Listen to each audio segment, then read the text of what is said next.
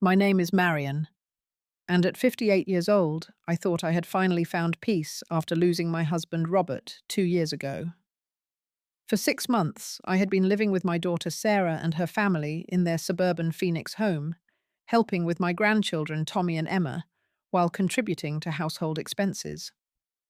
The dinner table conversations, bedtime stories, and morning coffee chats had filled the lonely void Robert left behind. Everything seemed perfect until one ordinary Tuesday evening when my son-in-law Derek leaned over and whispered something in Sarah's ear that would change my life forever. Before we dive into what happened that night, I would love to know where you are watching from. Please hit that like button if you have ever felt unwelcome in your own family, and do not forget to subscribe, because this story will show you that sometimes the people closest to us can surprise us in the worst possible ways. Now, let me tell you about the dinner that turned my world upside down. 6 months earlier, I had made one of the hardest decisions of my life. After Robert passed away from a long battle with lung cancer, our family home of 32 years felt like a museum of memories I could not bear to face alone every morning. The silence was deafening. The empty coffee mug beside mine at breakfast was a daily reminder of my loss, and the medical bills had drained most of our savings, despite having insurance. When Sarah suggested I move in with her family, it felt like a lifeline thrown to a drowning woman. Her husband Derek had been surprisingly supportive of the idea, even helping me pack boxes and move my belongings into their spare bedroom that overlooked their backyard garden. "Marion, you are family," he had said while carrying my cedar chest upstairs. "We want you here." The transition was smoother than I had ever imagined. I found purpose again in the small routines that make a household run. Each morning at 6:30, I would start the coffee and begin preparing breakfast for everyone.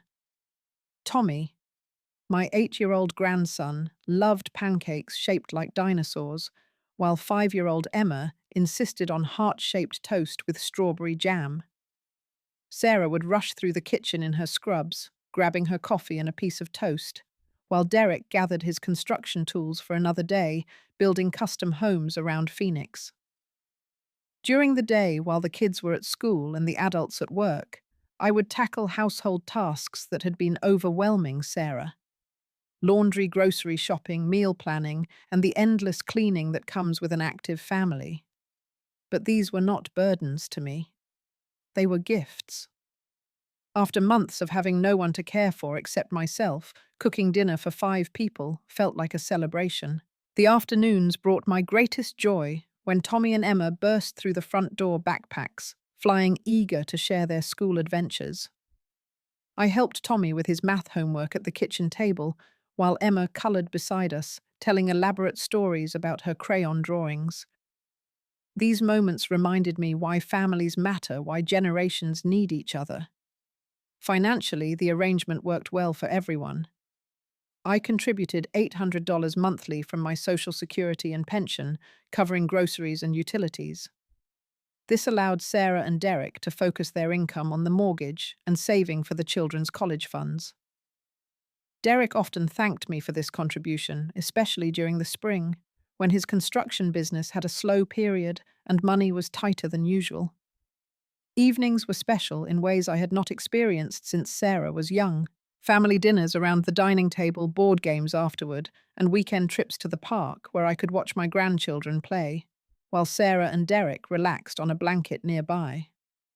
Derek seemed genuinely appreciative of my presence, often commenting to neighbors about how helpful I was and how lucky they were to have built-in childcare. The house felt alive again, filled with the sounds and chaos of a multi-generational family. I went to bed each night, feeling useful, loved, and secure in my place within their lives. Robert would have been so happy seeing me surrounded by family, instead of rattling around an empty house, talking to his photograph on the mantel.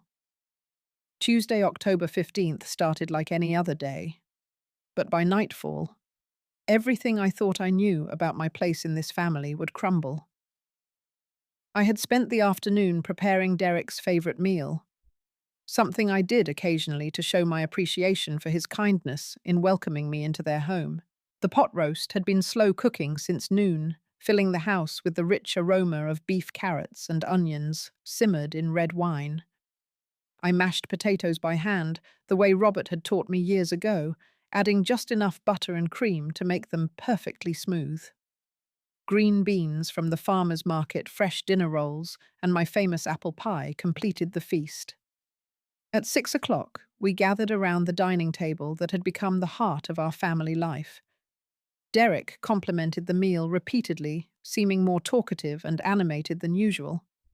He told stories about his current construction project, a custom house for a wealthy client in Scottsdale, and praised my cooking with an enthusiasm that felt almost exaggerated. Tommy excitedly described his upcoming science fair project about volcanoes, complete with a working model that would erupt with baking soda and vinegar. Emma shared her latest artistic creation, a drawing of our family where everyone had purple hair and enormous smiles. The conversation flowed naturally, filled with the comfortable rhythm of people who genuinely enjoyed each other's company. After dinner, I began clearing dishes, while Sarah helped the children with their evening routines. Derek lingered at the table, finishing his second piece of apple pie and praising my baking skills. Everything felt normal, warm, and secure. Then it happened. As I scraped plates at the kitchen sink, I noticed Derek approach Sarah near the staircase. He leaned close to her ear and whispered something urgent, his hand on her shoulder. From across the room, I could not hear the words, but I saw Sarah's expression change dramatically. The relaxed contentment from dinner vanished, replaced by tension that seemed to radiate from her entire body. Sarah glanced toward me quickly, then back at Derek, nodding slowly as he continued whispering. Her face grew pale, and she began wringing her hands, a nervous habit from childhood that surfaced during stressful moments. Whatever Derek was telling her, it was serious, and it involved me.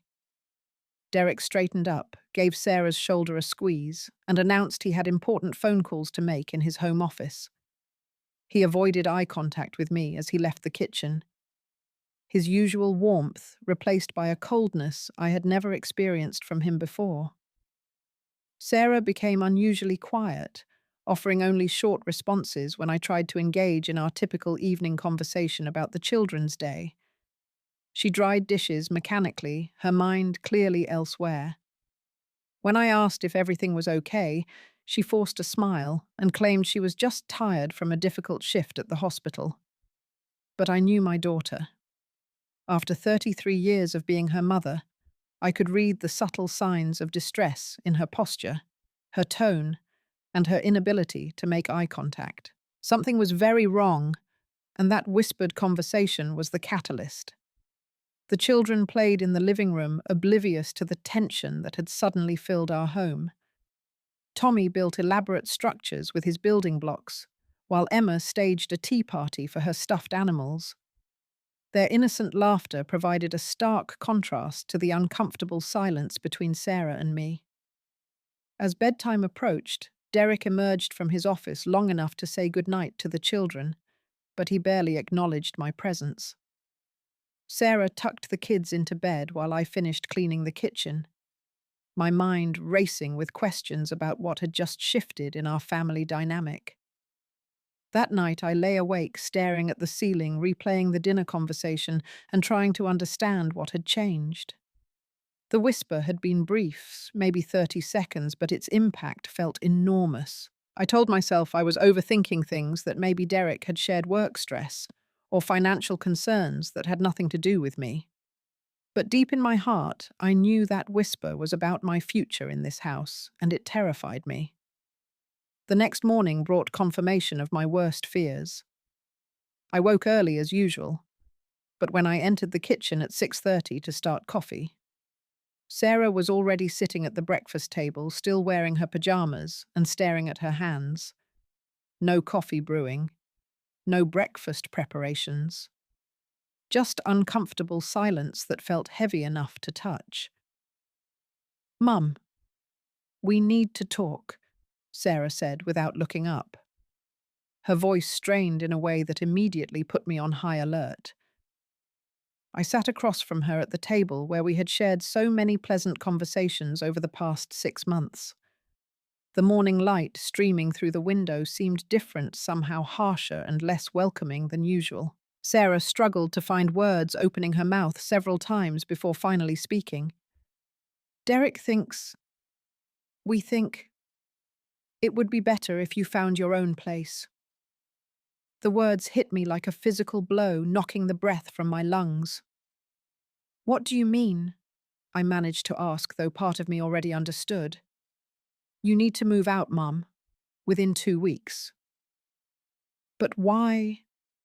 What happened? What did I do wrong?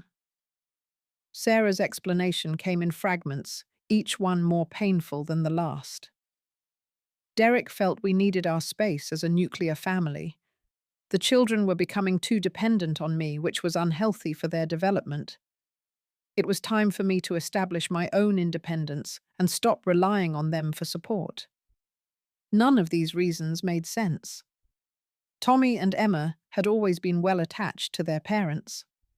I had been careful never to contradict Sarah and Derek's parenting decisions or insert myself into family conflicts. And financially, I was contributing, not taking from their household. Sarah, honey, tell me the real reason. I pressed, sensing there was more behind this sudden decision. What exactly did Derek whisper to you last night? My daughter's face flushed red, and her defensive reaction told me everything I needed to know. He did not whisper anything specific, Mom. This has been building for a while. Derek feels like you have taken over his household, like he is not the man of the house anymore. Taken over, I cook dinner and help with homework. How is that taking over? You undermine his authority. You make decisions about the children without consulting us. You rearrange our kitchen and reorganize our closets like this is your house. These accusations stung because they were so unfair. I had always asked before making any changes, and most of my suggestions had been welcomed. When I reorganized the pantry, Sarah had thanked me for making it more functional. When I established homework routines with the children, Derek had praised me for helping them become more responsible students. Sarah, remember last spring when Derek was between construction jobs? My monthly contribution kept you afloat when money was tight. I supported this family when you needed it most. That is exactly the problem. Sarah snapped, her composure finally cracking. Derek feels like you lord that over us, like we owe you something because you helped financially. I was stunned. Financial support within families was supposed to be mutual, especially between generations. When Robert and I were young parents struggling to pay our mortgage, my own mother had helped us without ever making us feel indebted. Is this really what you want, Sarah? Or is this Derek's decision? Do not try to turn me against my husband, Mum. That is exactly the kind of manipulative behavior Derek was talking about. The conversation escalated quickly from there. I questioned Derek's sudden change in attitude and wondered aloud what his real motivations might be. Sarah accused me of being controlling and trying to poison her marriage. Our voices rose, and soon Tommy and Emma appeared on the staircase, confused and frightened by the tension they could feel but not understand. Seeing my grandchildren's worried faces broke my heart more than Sarah's words ever could. These innocent babies were witnessing the destruction of their secure family environment because of adult conflicts they had no part in creating. 2 weeks, Mum, Sarah said firmly, her voice cold in a way I had never heard before. Derek has been patient, but this situation is not working anymore. I spent the rest of that day in my bedroom trying to process what had just happened. How had I gone from feeling secure and loved to being essentially evicted from my daughter's home? What had changed so dramatically between Tuesday's warm family dinner and Wednesday's cold ultimatum? More importantly, what was I going to do? At 58 years old, with limited income and no backup plan, finding housing in Phoenix's expensive rental market seemed almost impossible. When Derek returned from work that Wednesday evening, his demeanor confirmed everything Sarah had told me. The man who had thanked me for contributing to the household and praised my cooking now avoided eye contact and spoke in clipped, formal tones when forced to interact with me. During dinner, he addressed the children warmly, but treated me like an unwelcome stranger, temporarily occupying space at his table. When Tommy asked why Grandma Marion seemed sad, Derek deflected the question and changed the subject to homework assignments. After the children went to bed, Derek finally addressed me directly, but his words felt rehearsed and calculated. Marion, I hope you understand. This decision is not personal. Sarah and I need to focus on our nuclear family and establish our own independence as parents. Derek, I thought I was helping your family, not hurting it. What changed? Nothing changed exactly, but some of my friends have commented on how you seem to run this household, and it made me realize we have become too dependent on you. That is not healthy for anyone involved. His friends had commented. This revelation suggested Derek had been discussing our private family arrangements with outsiders, painting my helpfulness as something negative.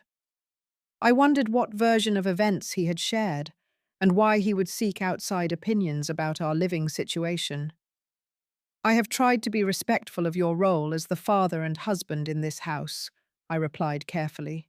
I am sure you have tried, but intention and impact are not always the same thing. The children come to you first with their problems instead of their parents. You make household decisions without consulting us. You treat this like your house instead of ours. Every accusation felt like a distortion of reality. The children came to me during the day because I was present and available, while their parents worked. I made household decisions about groceries and cleaning supplies, hardly matters that required family meetings. And treating their house like my home had been encouraged when I moved in. I contribute $800 monthly toward expenses, I reminded him. That is another problem, Derek said, his tone growing colder. Financial contributions should not buy you decision-making power in our home. We can manage our own household without your money. This was perhaps the most shocking statement of all. During Derek's unemployment period, he had specifically asked me to increase my contribution to help cover utilities. Now he was reframing my financial help as an attempt to buy influence rather than simply supporting family members. You have until Friday to find somewhere else to live, Derek continued. I think 5 days is reasonable notice for everyone to adjust. 5 days? Not even a week to dismantle 6 months of building a life with this family, not to mention finding affordable housing in a competitive rental market during my retirement years. The next few days passed in a blur of desperate phone calls and online searches. Rental prices in Phoenix had skyrocketed over the past year, and my Social Security income could not cover most available apartments. I contacted old friends from my previous neighborhood, but many had moved to assisted living facilities or smaller homes without spare rooms. Sarah avoided me during this period, leaving for work early and returning late to minimize our interactions. The children sensed something was wrong, but could not understand why Grandma Marion was suddenly sad all the time, and why Mommy and Daddy seemed angry with her. Derek maintained his cold, formal distance, while occasionally making pointed comments about personal space and independence in front of Tommy and Emma. These remarks felt deliberately cruel, designed to reinforce his narrative that my presence had been inappropriate from the beginning. By Thursday night, I still had no viable housing options within my budget. The reality of becoming essentially homeless at 58 years old was beginning to sink in, and panic was setting in alongside heartbreak. Friday morning arrived with no miracle solutions and no last-minute changes of heart from my daughter and son-in-law. Derek's friend Jake offered me temporary shelter in his garage, a humiliating but necessary arrangement that would at least keep me off the streets while I continued searching for permanent housing.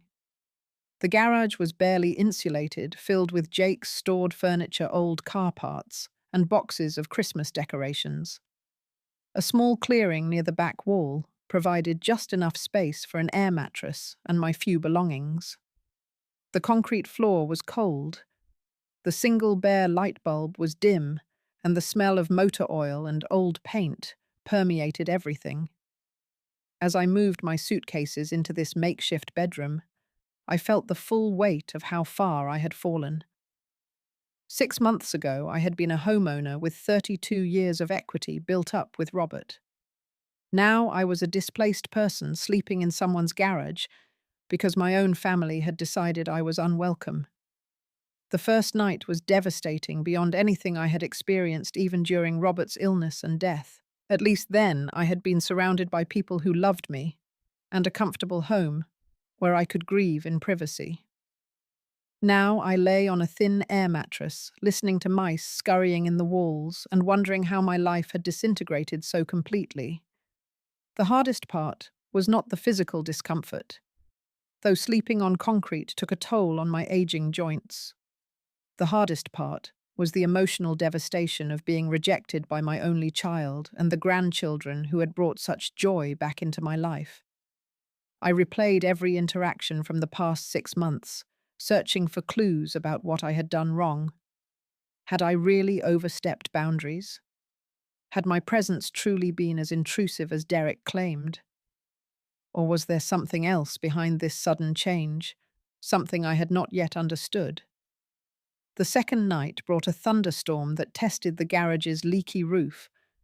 Water dripped steadily through several spots, soaking my blankets and creating puddles around my sleeping area. I sat huddled in a dry corner wrapped in damp covers, listening to rain drumming on the metal roof, and feeling more alone than I had ever felt in my entire life.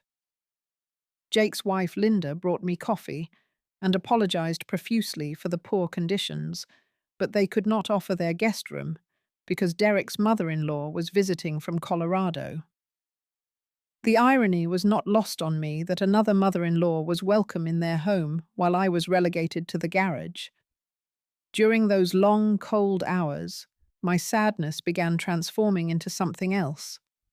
Anger, determination, a growing conviction that Derek's behavior had been too calculated and cruel to be simply about family dynamics.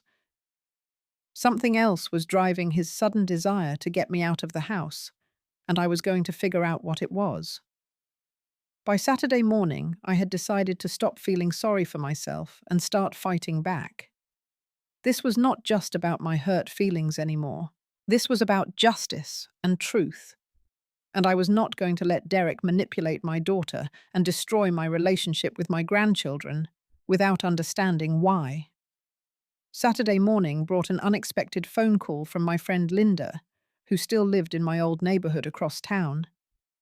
Linda had always been observant and direct qualities that made her an excellent source of information about people and situations. "Marian, honey, I saw something yesterday that did not sit right with me," Linda said without preamble. "I was at the real estate office downtown, picking up documents for my sister's house sale, and I saw Derek meeting with an agent there." This information hit me like a lightning bolt. Derek had never mentioned any real estate business to the family, and given his claims about tight finances, property investments seemed unlikely. "Are you sure it was Derek?" I asked, though Linda had known him for years through family gatherings. "Absolutely sure." He was in the conference room, with papers spread all over the table, talking very seriously with Janet Morrison, who handles high-end properties. It struck me as odd, because I thought things were tight for them financially. After hanging up with Linda, I spent the morning thinking about this revelation.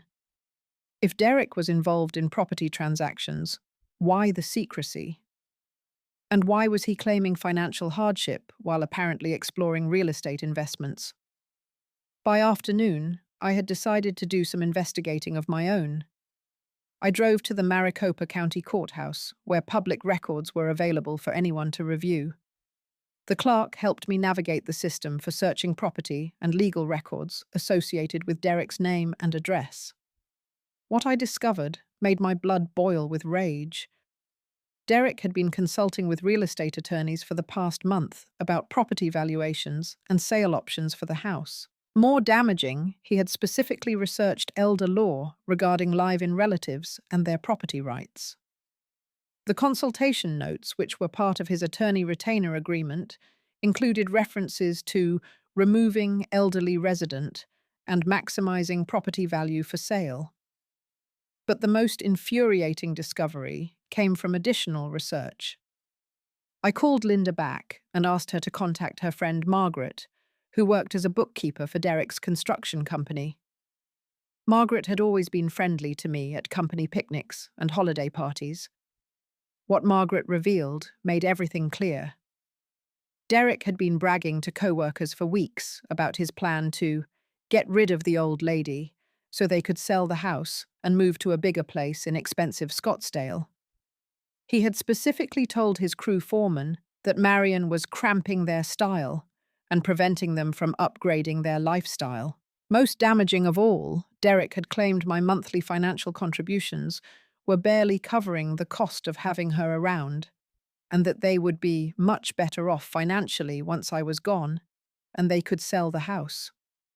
This was a complete lie. My $800 monthly covered groceries and utilities, which amounted to roughly the same amount. I was cost neutral at worst, and my free childcare services were worth at least another $600 monthly in babysitting costs. Margaret also revealed that Derek had been researching Phoenix real estate trends and believed the house had appreciated significantly in value over the past year. He wanted to cash out this equity to buy a larger home in Scottsdale, but my presence as a long-term resident was complicating his legal ability to sell quickly. The whisper at dinner had been Derek telling Sarah that his real estate attorney had advised getting me out of the house immediately before proceeding with refinancing and sale plans. Sarah had not been part of the scheme initially, but Derek had convinced her that my removal was necessary for their family's financial future. I finally understood the calculated cruelty of Derek's behavior. This was not about family dynamics or my supposed overreach. This was about money, pure and simple. Derek wanted me gone so he could profit from selling the house, and he had manipulated my own daughter into betraying me to achieve his goal. Armed with this devastating knowledge, I consulted with a family law attorney on Monday morning. Sandra Chen specialized in elder law and tenant rights, and she was very interested in my situation after reviewing the documents I had gathered. Marion, what Derek has done borders on elder abuse, Sandra explained during our consultation. You have been a paying resident for 6 months, which gives you tenant rights under Arizona law. More importantly, his deceptive practices and manipulation constitute potential financial exploitation of an elderly person. Sandra helped me understand my legal options. I could assert my tenant rights and demand proper 60-day notice. I could file complaints with Adult Protective Services about elder abuse. I could even pursue legal action for the emotional distress and financial harm Derek's actions had caused. But as we talked, I realized I wanted something more satisfying than a legal battle. I wanted Derek's manipulation exposed in a way that would show Sarah exactly who she had married and what kind of man she was choosing over her own mother. Sandra helped me draft formal legal documents asserting my rights and demanding proper notice, but I had a better idea for making Derek face consequences for his actions. I contacted Channel 12 News, which featured a weekly segment called Standing Up for Seniors about elder abuse and exploitation. The reporter Julie Martinez was very interested in my story, especially when I showed her Derek's social media posts, where he had made comments about disposing of old people who outstay their welcome and teaching elderly relatives about independence. Julie agreed to investigate Derek's actions for a potential news story, but first she wanted to give him an opportunity to respond to the allegations. This was perfect for my plan. On Tuesday night, instead of returning to Jake's garage, I knocked on Sarah and Derek's front door, carrying 2 manila envelopes. Derek answered with his usual cold demeanor, but his expression began changing as I handed him the documents. The first envelope contained legal papers asserting my tenant rights and demanding proper 60-day notice as required by Arizona law. Sandra had drafted these documents on official letterhead, making them look serious and intimidating. The second envelope contained copies of Derek's social media posts, screenshots of his property research, Margaret's written statement about his bragging to co-workers, and a formal letter from Channel 12 News requesting an interview about his treatment of his elderly mother-in-law. Derek's confident smirk disappeared completely as he read through both sets of documents. His face went pale when he reached the news station letter, and his hands actually trembled as he realized his manipulation had been discovered and documented. "What is this supposed to be?" Derek asked, though his nervous tone revealed he understood exactly what he was looking at. "It is the truth about what you have been planning, Derek. Did you really think you could manipulate Sarah into choosing between her husband and her mother, without anyone figuring out your real motives?" Sarah appeared behind Derek, drawn by the tension in our voices. When I handed her copies of the same documents, her face went through a series of expressions: confusion, shock, horror, and finally rage directed at her husband. "Derek, what is this about selling the house? You told me we could not afford for Mum to stay here, but you have been planning to sell and move to Scottsdale." Derek tried to deflect and minimize, claiming the real estate research was just exploring options and that his comments to co-workers were taken out of context. But the evidence was overwhelming and his credibility was destroyed. The children came running when they heard voices at the front door, and Tommy and Emma threw their arms around me with the desperate hugs of grandchildren who had missed me terribly during my 3-day absence. "Grandma Marion, are you coming home?" Emma asked, with such hope in her voice that it broke my heart. "We missed you so much," Tommy added. "Daddy said you went on a trip, but we knew something was wrong." Sarah was crying now, finally understanding how completely Derek had manipulated her into betraying her own mother based on lies and greed. The man she had trusted enough to marry and have children with had used her as a weapon against me, while planning to profit from my displacement. Derek's reputation in the neighborhood began crumbling almost immediately. Word spread quickly about his treatment of me, especially after Julie Martinez's news segment aired the following week. Neighbors who had always been friendly to Derek started avoiding him, and several clients cancelled construction contracts after learning about his character. While I did not move back into Sarah and Derek's house permanently, my relationship with my daughter and grandchildren was completely restored. Sarah apologized repeatedly for allowing herself to be manipulated, and we slowly rebuilt the trust that Derek's scheme had damaged. I found a lovely senior apartment complex where many residents were in similar situations, and the community there became a new source of friendship and support. My financial independence was intact. My dignity was restored, and most importantly, I could see my grandchildren regularly again. Derek learned that manipulating vulnerable family members comes with serious consequences. His construction business suffered as word spread about his character. Several long-time friendships ended when people learned how he had treated me, and his marriage to Sarah required extensive counseling to repair the damage his deception had caused. The experience taught me that being vulnerable does not mean being powerless. When someone tries to take advantage of your age, your grief, or your dependence on family fighting back is not about revenge. It is about preserving your own dignity and protecting other elderly people who might face similar exploitation. Sometimes the people closest to us can surprise us in the worst possible ways, but truth and self-respect always prevail in the end. I learned that standing up for yourself is not selfish, it is necessary, and that exposing manipulation protects not just yourself, but everyone else who might become targets. The whisper that started this nightmare was meant to destroy my place in my family, but ultimately it revealed who Derek really was and strengthened my relationship with the people who truly matter. Sometimes the worst betrayals lead to the most important discoveries about the people we love and the strength we did not know we possessed. Have you ever been manipulated by someone you trusted or witnessed an elderly family member being treated unfairly? Share your experiences in the comments below because your story might help someone else who is facing a similar situation. Please like this video if it resonated with you, subscribe to hear more stories about standing up for yourself when life gets difficult, and share this with anyone who needs to remember that age and vulnerability do not mean you have to accept mistreatment from family members.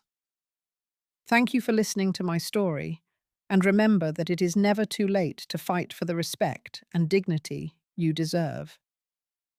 May you always find the courage to stand up for what is right, no matter how difficult the circumstances become.